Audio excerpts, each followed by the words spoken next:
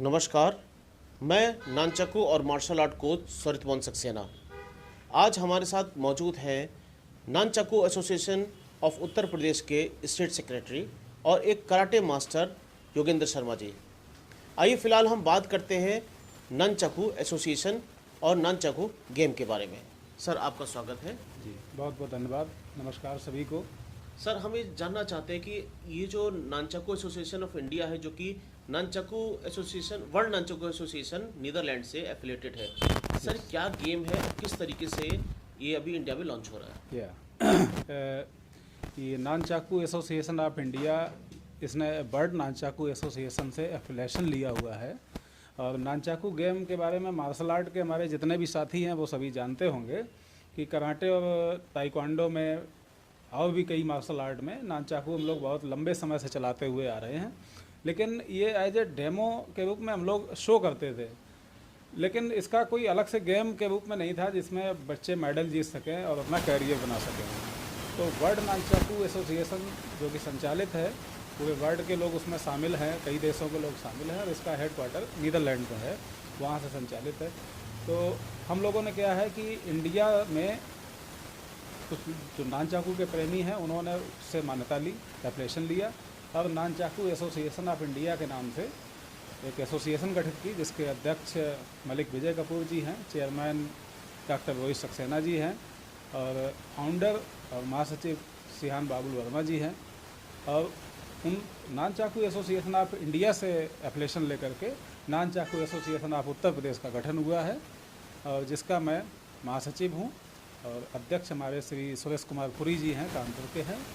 और बाकी पूरी एसोसिएशन है, उपाध्यक्ष हैं, जॉइंट सेक्रेटरी हैं और कई हमारे डिस्ट्रिक्ट हैं। जहाँ तक नानचक्कू के बारे में जितनी मुझको जानकारी है, ये ओकिनावा में स्टार्ट हुआ एक गेम है। ओकिनावा में जो कि कहा जाता है कि वहाँ पर किसानी खेती के मामले में बहुत एडवांस रहा है और खेती के टूल्स को ही वहाँ पे एज ए मार्शल आर्ट भी यूज़ किया जाने लगा। जैसे कोबूडो मार्शल आर्ट है, उसमें ज़्यादातर वेपन जितने भी हैं वो सब आपके खेती से रिलेटेड है, खेती में यूज़ होने वाले उपकरण हैं जो कि ओकिनावन कोबूडो जो मार्शल आर्ट है उसमें यूज़ होते हैं। और नानचक्कू ये भी एक पहले खेती में यूज़ होता था। इसको कहा जाता कि इससे धान पीटने का या फसल को पीटने का काम किया जाता था। प्रॉपर तो नहीं कह सकता मैं, कोई दावा नहीं कह सकता, लेकिन कहा जाता है। और उसी के चलते फिर उसको as a martial art, as a weapon use किया जाने लगा।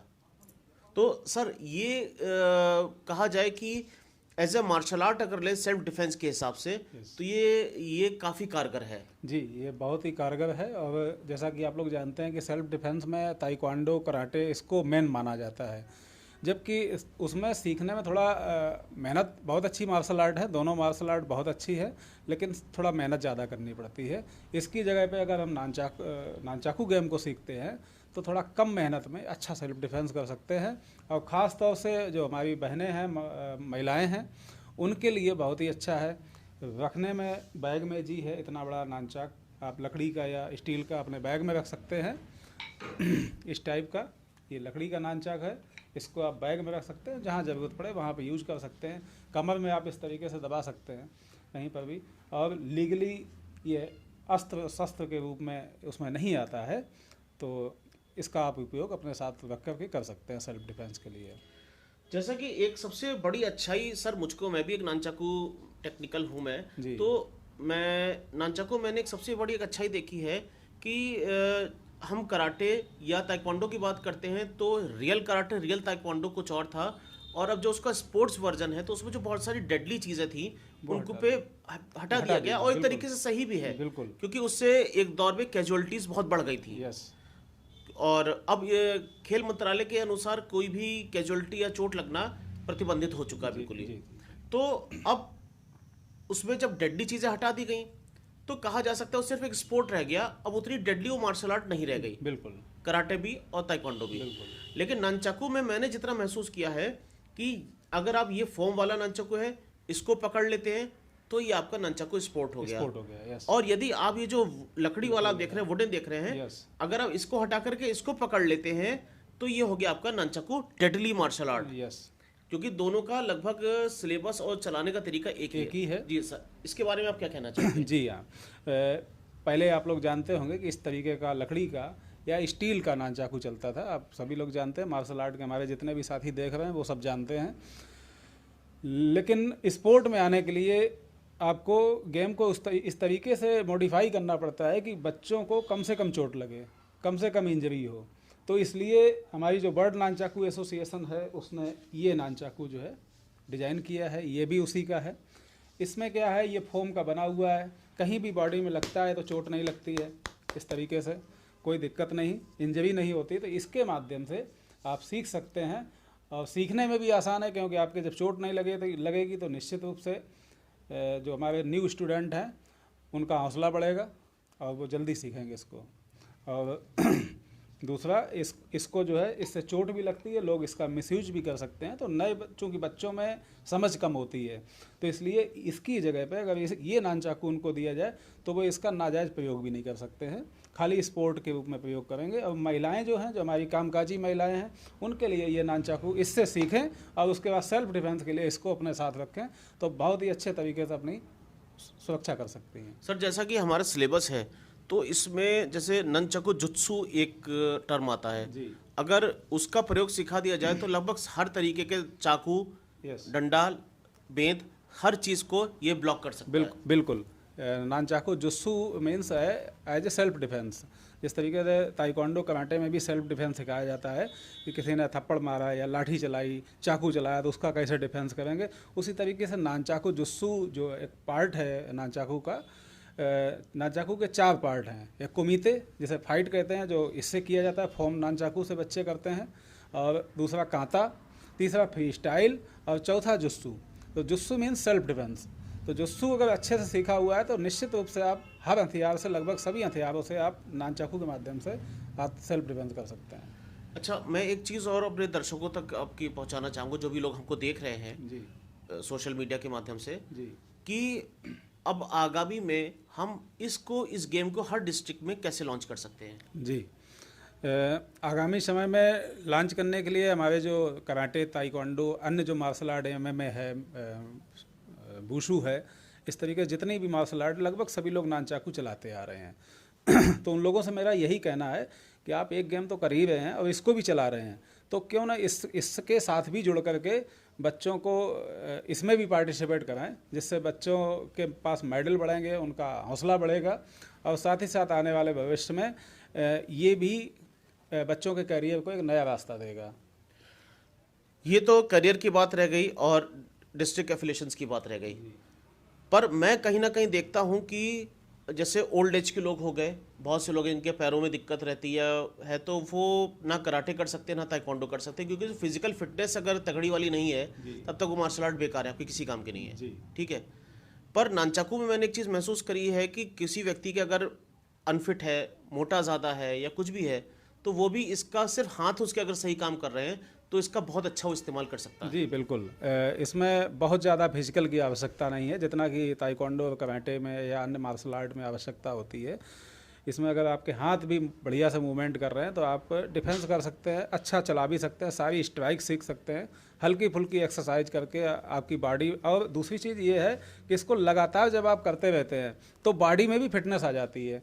जो लोग हैवी एक्सरसाइज नहीं कर सकते हैं स्टार्टिंग में, जो अनफिट हो चुके हैं, वो अगर इससे इस नानचाकू की प्रैक्टिस करते हैं, धीरे धीरे उनकी बॉडी के सारे जॉइंट्स जो हैं वो भी फ्री हो जाते हैं, और चांस रहता है कि वो 2-4 साल में उनकी बॉडी अच्छा काम करने लगे। हो सकता है वो आगे ताइक्वांडो और कराटे की भी प्रैक्टिस दोबारा कर पाए। फिलहाल आप आगामी जो 30 जनवरी को के आसपास जो प्रतियोगिताएं होने वाली है नेशनल लेवल पे, उसके लिए क्या संदेश देना चाहेंगे और लोगों को जुड़ने के लिए क्या करना होगा? जी, उसके लिए मैं पहले तो सभी का स्वागत करता हूं। हमारी जो नेशनल चैंपियनशिप हो रही है कानपुर में आयोजित हो रही, जो 30, 31 जनवरी और 1 फरवरी 3 दिन का प्रोग्राम है, उसमें नानचाकू की 4th नेशनल चैंपियनशिप आयोजित हो रही है। हम सभी मार्शल आर्ट के जितने भी हमारे कोच हैं, जितने भी हमारे खिलाड़ी हैं, सभी को आमंत्रित करते हैं। वो हमारे निजी मोबाइल नंबर पर, जो कि 9794389200 9794 389200, इस पर किसी भी समय हमसे संपर्क कर सकते हैं। अकस्मात नहीं उठता है फ़ोन कहीं बिजी होते हैं तो मैं मिस कॉल देखने के बाद में उनको कॉल करूँगा। और एक सिंपल सा फॉर्म है उसको भरना है। जो लोग एफिलिएशन लेना चाहते हैं, डिस्ट्रिक्ट एफिलिएशन या अपने डोजो का एफिलिएशन या स्कूल का एफिलिएशन, एक सिंपल सा फॉर्म है, उसको भरना है और हमारी संस्था आपको एफिलिएशन देती है।